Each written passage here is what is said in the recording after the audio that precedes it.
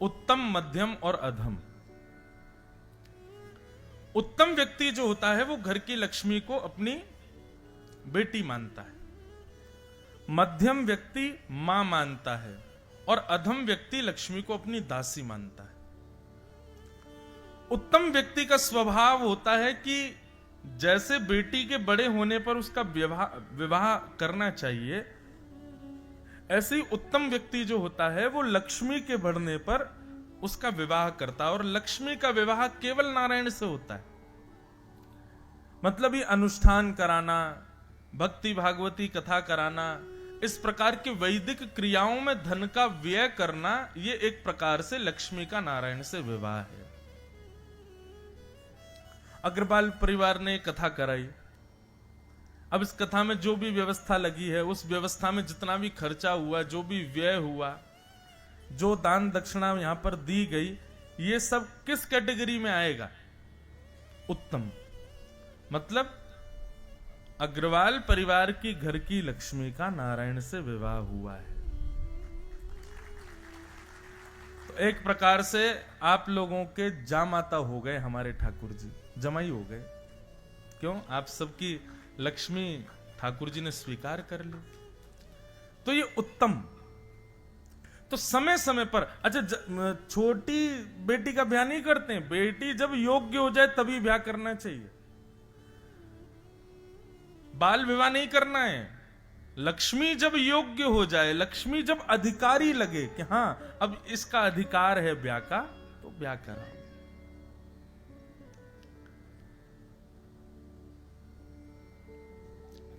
तो यह है उत्तम। मध्यम व्यक्ति जो होता है वो लक्ष्मी को मां मानता है। बालक का मां के प्रति स्वार्थ प्रेम होता है। कैसा प्रेम होता है? कि मां मेरे अलावा किसी और से प्यार ना करे। छोटे बालक के सामने मां यदि दूसरे के बालक को उठा ले तो वह हत्या मचा देता है, चढ़ जाएगा, उस बालक के बाल खींच देगा। ज्यादा बड़ा नहीं, मतलब मध्यम बालक जो होता है 2-3 वर्ष का, उसके सामने मां यदि दूसरे के बालक को उठा ले, रो रो के बेहाल हो जाएगा। नहीं, ये मेरी मां है, ये बस मेरी ही रहेगी, इसके अतिरिक्त नहीं। इसी प्रकार लक्ष्मी का व्यय करने वाले मध्यम व्यक्ति कैसे होते हैं? ये मेरा पैसा है, मैं इसको कैसे दे सकता हूं? अरे भाई, दान करने योग्य है तुम्हारा? बोले नहीं नहीं नहीं, ये मेरा है, इसका अधिकार केवल मेरे ऊपर है। दान करने की जहां बात आती है, जहां पर कुछ सदुपयोग करने की बात आती है, किसी को भेंट दे करके किसी के कल्याण की बात आती है, तो उनको इतनी घबराहट हो जाती है जैसे छोटे बालक को अपनी मां की गोद में दूसरे बालक को देख के हो जाती है। नहीं नहीं नहीं नहीं नहीं, दूसरे के लिए कैसे खर्च? मेरा है, मेरे लिए होगा, मैंने कमाया। तुमको क्या पता रात रात भर मैंने कितनी मेहनत कर करके, खून पसीना एक करके कमाया है, और ऐसी खर्च करने कहीं भी नहीं। तो ये मध्यम व्यक्ति का लक्षण है। वो ज्यादा करता है दूसरों के लिए, लेकिन ज्यादातर अपने लिए करता है। और अधम व्यक्ति वो लक्ष्मी को दासी मानता है। जहां चाहूं फेंक करके कुछ भी खरीद लूं, जो चाहूं उड़ा करके खरीद लाऊं, ये खा लूं, वो कर लूं। अरे मेरे पास पैसे की कोई कमी थोड़ी, ऐसे लाओ, ये गाड़ी लाओ, ऐसे जूते लाओ, ऐसे ये लाओ। इस प्रकार से जो धन का व्यय असद स्थानों पर ज्यादा करता है। मदिरा पीने में धन का व्यय करने में संकोच नहीं करता। एक जीव को मार करके खाने में धन का व्यय करने में संकोच नहीं करता। किसी दूषित स्थान पर जाकर के नाचने गाने में धन को व्यय करने में उसको संकोच नहीं होता। ऐसे व्यक्ति को अधम माना गया।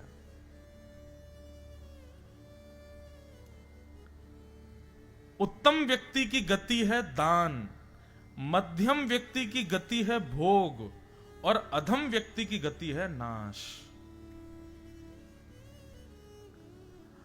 एक बात और, कई लोग कहते हैं महाराज जी हमने खूब गलत काम किए। ठीक है, अपनी तो कोई नहीं बताता, दूसरों की कहते हैं। हमारे एक पड़ोसी हैं, वो महाराज जी खूब पैसा खर्च करते हैं, क्लब जाते हैं, पार्टी करते हैं, दुनिया भर का गंदा खाते हैं, पीते हैं, सब करते हैं, सब ठीक है उनके पास, उनके साथ बुरा नहीं हुआ, कुछ ऐसा कुछ लगता नहीं कि उनके लाइफ में कोई प्रॉब्लम है। उनके साथ नहीं हुआ तो उनके बच्चे भोगेंगे, बच्चे नहीं तो बच्चों के बच्चे भोगेंगे। कहीं ना कहीं तो वो अधोगति आएगी, और वो अभी नहीं तो फिर अगले जन्म में भोगेंगे। कई लोग होते हैं, उनका जीवन बड़ा व्यवस्थित होता है, सब कुछ बहुत अच्छा है, लेकिन फिर भी कष्ट है जीवन में। ये भोग रहे हैं हम अपने पूर्व जन्म का। उस समय हमें ये बात समझ नहीं आती थी, रोका जाता था, टोका जाता था, ऐसा मत करो, तब नहीं, अरे एक ही जीवन मिला है, भोग लो जितना कर सको। फिर अगले जन्म में जब हम लोग किसी सामान्य परिवार में जन्म लेते हैं, सब कुछ अच्छा है, व्यवहार अच्छा है, सब कुछ बढ़िया है, लेकिन फिर भी जीवन में कष्ट बना हुआ है। फिर हम सोचते हैं ऐसा क्यों हो रहा है हमारे साथ। निश्चित ही पूर्व जन्म में आपको रोका गया था, आपको मना किया गया था, लेकिन नहीं माने, इसीलिए इस जन्म में हो रहा है। अब भोगो।